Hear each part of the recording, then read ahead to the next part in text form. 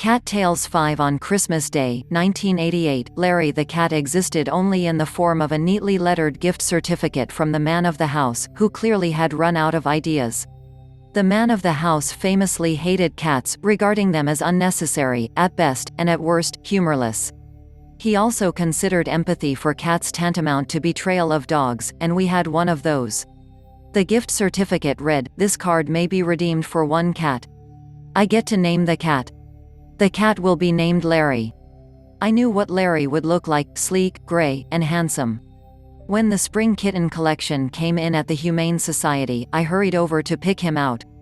I plucked out dozens of grays and assembled them on the floor, and then added a few random varieties out of a liberal aversion to stereotyping.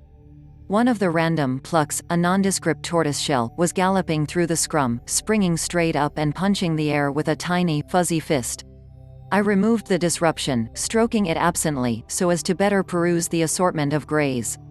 Eventually, I looked back down at my now quiet handful. The critter was descript, after all: astonishing green eyes and freckled pajamas, belly side up and limp with joy. I looked at its collar: female. Paprika. "Come on, Larry," I said to the spotted belly. "Let's go home." The dog registered no interest at all in the new addition. I sat in the living room and tried out her new name. "La Airy," I sang out in the plaintive nasal tone the name seemed to require. Instantly, the kitten began a careful, circuitous trek from the kitchen, navigating all available furnishings to avoid the floor and keeping the maximum distance from the dog, who remained curled up mid-carpet, the very picture of indifference. Eventually, she reached me and stood on my lap, put one paw on a heartstring, another on the next one up, and then reached up and tapped my nose, twice. From there she ambled with confidence into my heart and began moving furniture around, pulling up the comfy chair.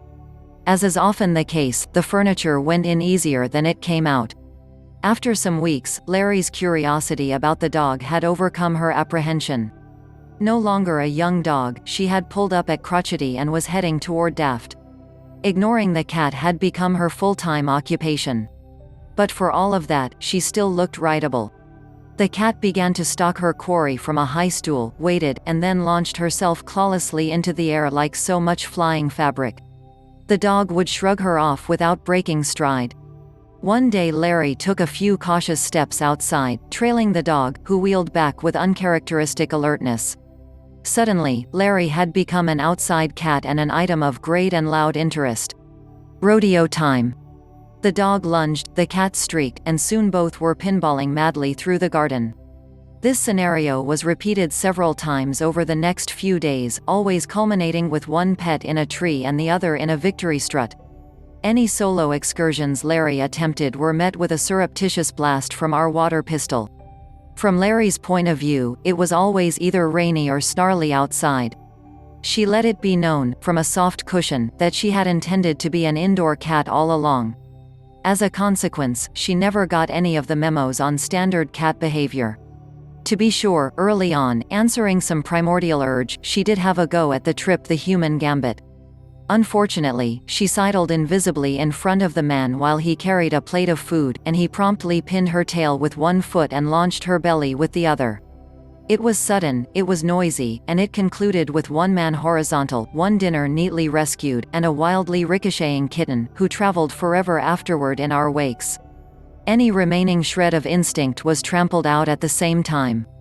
When it came to hunting, for instance, she was all zeal and no talent. Even moths proved elusive. Alerted to the presence of a moth by the cat's wildly swinging head, the man was invariably driven to counter her ineffectualness by corralling it and lobbing it at her, over and over. Once the moth was damaged beyond airworthiness, Larry was frequently able to stomp it into lint. We did encourage her to try for mice, and from time to time she would collect one, if it were confined, say, to the open dishwasher and she had a few minutes to work at it. Eventually she would pluck it out, transfer it, dangling, to her teeth, parade for a bit, then put it down and glance around the room with satisfaction. She never solved the mystery of the vanishing mouse, which exasperated the man and further deranged the dog, who certainly knew what to do with a mouse if she could ever catch one. At 17, Larry scored her first and last mouse kill. She dropped it on a trap. Dangled trap and mouse from her teeth. paraded. But Larry was not without skills. She could hear soft fabric being carefully laid out from anywhere in the house. A quilt top, stretched out just so for precise measurement, accumulated the cat at once. She had a prodigious vocabulary, in more than one language. One of them was the sort in which you roll your R's, another was certainly English. We were able to teach her to shake hands for her afternoon snack. She was able to teach us to put away the butter. She did have a couple of habits, though, that, from a certain narrow perspective, mine, could be considered naughty. She was extremely casual about poop. She ran an efficient, lifelong poop distribution franchise. Her territory was vast, encompassing any area of the house not otherwise occupied by a litter box. Deliveries arrived daily, in no discernible pattern, the work of a rogue Easter bunny. She was never a malicious animal, and in this, too, she had no malice aforethought, in fact, no forethought whatsoever. The decision to poop and the deposition of poop were nearly simultaneous events. And if this resulted in a random turd rolling up against her food dish or in her cat bed, well, she was not one to lose sleep over it. Or, for that matter, right on it. She also loved our furniture, loved it to ribbons. But in the absence of anything upholstered, she had no idea what to do with her claws, so they remained tucked away. As a result, petting the cat grew to be a fairly energetic event. During one of these sessions, with the cat flattened, upside down, fur rumpled into quills, I mused about her name, which had come to seem exactly right. What in the world would we name our next cat? I think we might as well call it Slash, the man said. This was a man of big heart and boundless love, which he was happiest inflicting on anyone who could take a good teasing. Any untroubled and unarmed soul was likely prey. He observed the cat and began to ponder the possibilities. Pat a cake was introduced to the unwary animal, stretched out against a long lap. Cakes were rolled, pricked, and marked with a B. Larry was not, truth be told, much enamored of throwing it in the oven for baby and me, but she had no idea how a cat could get out of such a gig, and it clearly meant a lot to the big, warm man. So cakes were thrown. In fact, neither the man nor his new little buddy were very well informed about cat protocol, which became clear to me when I overheard him singing, "Rule Over," in an encouraging falsetto. I rolled my eyes. He was bent over the cat, demonstrating the concept with little spinning motions of his arms. Undaunted, he continued his tutorial, until the day his request was followed with a heartfelt "good kitty." I ran into the room, a scene of elation. The man had the cat rumpled flat, squeezing out a mighty purr. She traded a rollover for a good rumpling ever after. After a time, one might happen to observe, if one approached with enough stealth, the man petting the cat in his lap. "I thought you hated cats." I smirked. "I do," he replied. "They hate this." Petting resumed. "Really not much of a cat," he added under his breath, with a note of approval. How far could a relationship go between an unusually good-natured cat and an alarmingly affectionate man? The two seemed destined to find out, one always pushing the envelope and the other content to bat the pencil off the table. What were the limits of feline forbearance? One would have guessed, but one would have been wrong, that they might have been reached at the invention of kiddie bowling. Kiddie bowling required an expanse of slick flooring and a trio of empty plastic soda bottles. The ball was rolled up and poured out into the lane, with a precise minimum of gusto, and though she generally righted herself in time to vault the pins, occasionally she ticked one with her foot. The man was the first to admit that the ball return tended to be pretty slow. He never did pick up a spare. But the ball did return. The dog, meanwhile, had long since slid into senility and out of the picture, and after a cautious 10 years or so, Larry began to venture out onto the back porch to have a cigarette with the man.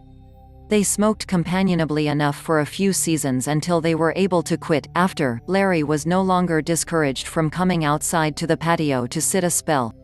A slight warning tone from the humans soon demonstrated the allowable limits. With nothing keeping her from straying off the patio but the expectation that she wouldn't, her paws would remain poised precisely at the edge, head fully turtled out to nibble at a blade of grass. When we called, she trotted back inside. Neighbors seemed incredulous. But then, they also took the hand-shaking routine to be very clever, not realizing how long it had taken to break her of shaking with her left hand. All went well for over 17 years, with Larry and me sharing the burden of a man's boisterous love, until the day she appeared to lose interest in her food. She still bounded into her snack chair and shook hands, but the treat remained untouched. Decline was rapid. After a few days, we took her in to the doctor, who had nothing good to say. An array of punishments, pills, needles, was offered to keep her comfortable for another few months. We went home. 2 days later she was 2 days worse. I was not interested in seeing what the fourth day would bring. As it turned out, I loved her enough to make a deal with the devil, with whom I already had a working relationship, but too much to make the deal with the veterinarian. We brought her in one last time. All the next day the furniture in my heart was on the move again, crashing about. The man of the house was faring no better. "Damn cat," he gasped, honking. "I hate cats. It's a cat's last clever trick."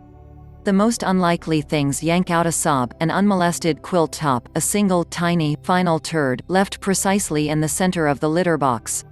We try to coax her into the past tense, but still she remains just in the next room, about to stroll in.